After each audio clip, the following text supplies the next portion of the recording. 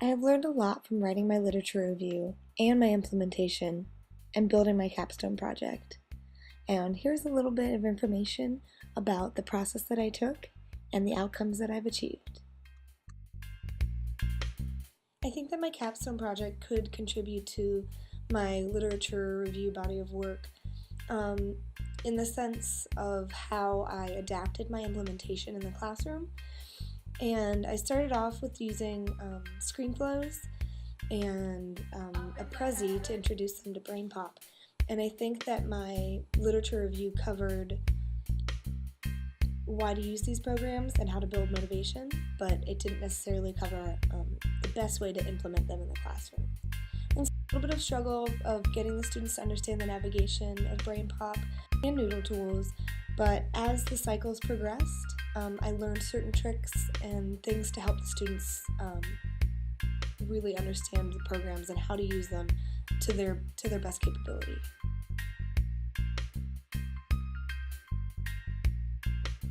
One of the awesome outcomes of implementation that I found was, and it was kind of foreshadowed in the literature review, was that the peer involvement. It seems to be, maybe, I don't know why there seems to be a connection with technology and peer work, but I found students actually helping each other more with technology and with the programs than I did in other aspects of their daily school subjects. And with Noodle tools, you're able to use peer review, peer edits, or even just to look at each other's work to either get ideas and to see what they're doing.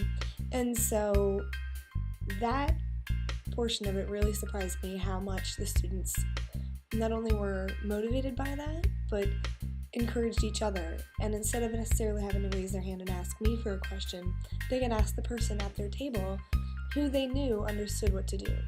So then we started doing this as a regular thing. So if there was somebody at a table that raised their hand with a question, I'd ask them the question, or they'd ask me the question, and instead of me giving them the answer, I'd say, can you ask a neighbor? Does your neighbor know the answer to that question? Can they help you?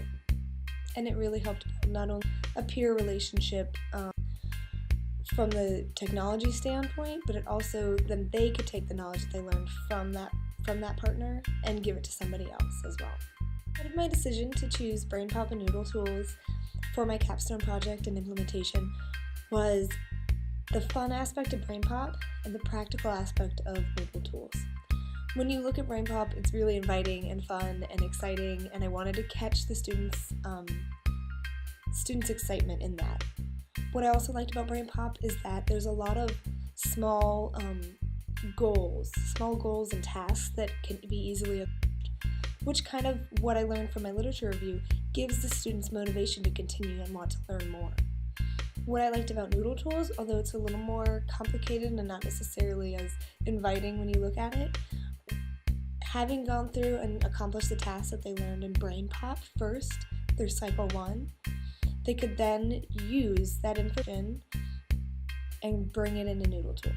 And with the Noodle tools is where they've already kind of got their foot in the door and understood it a little bit more.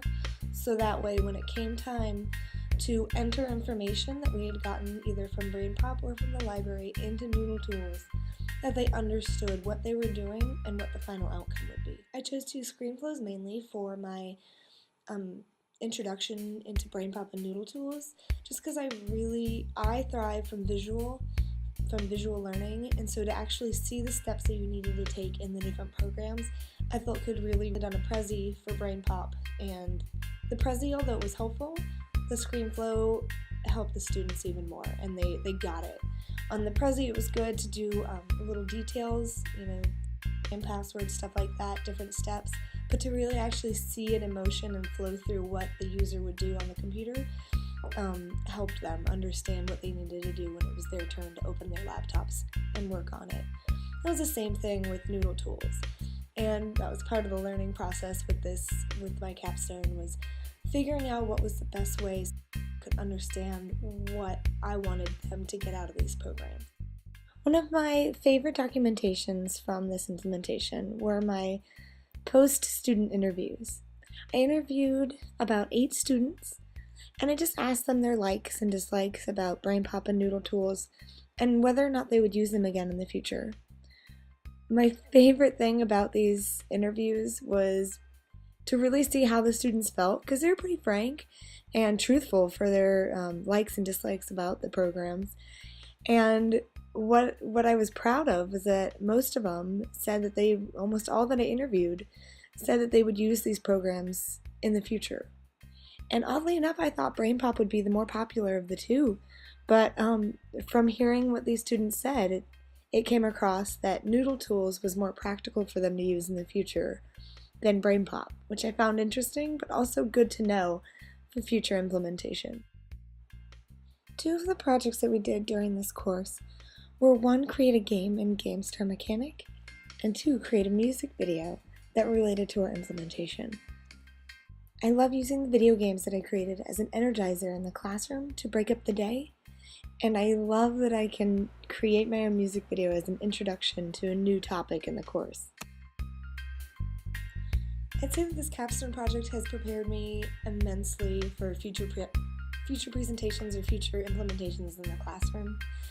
It not only taught me, a great system on how to do it. ADDIE model has been kind of my Bible for class planning now, and what I like about it is that you do need to change, and for the better. It's a great way to adapt what you're doing and make sure that you're getting the best out of what you want to do. I think that is the most important thing that I've learned from not only these months, but from this whole process, is making sure that you're not afraid of changes and to make adaptations to things when it needs to be done. You can set a plan, but it's not necessarily set in stone.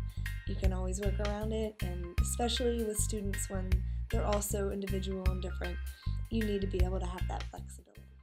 Since my implementation, the students have actually started using iTouches in the classroom with certain subjects and traditional use of the computer as well.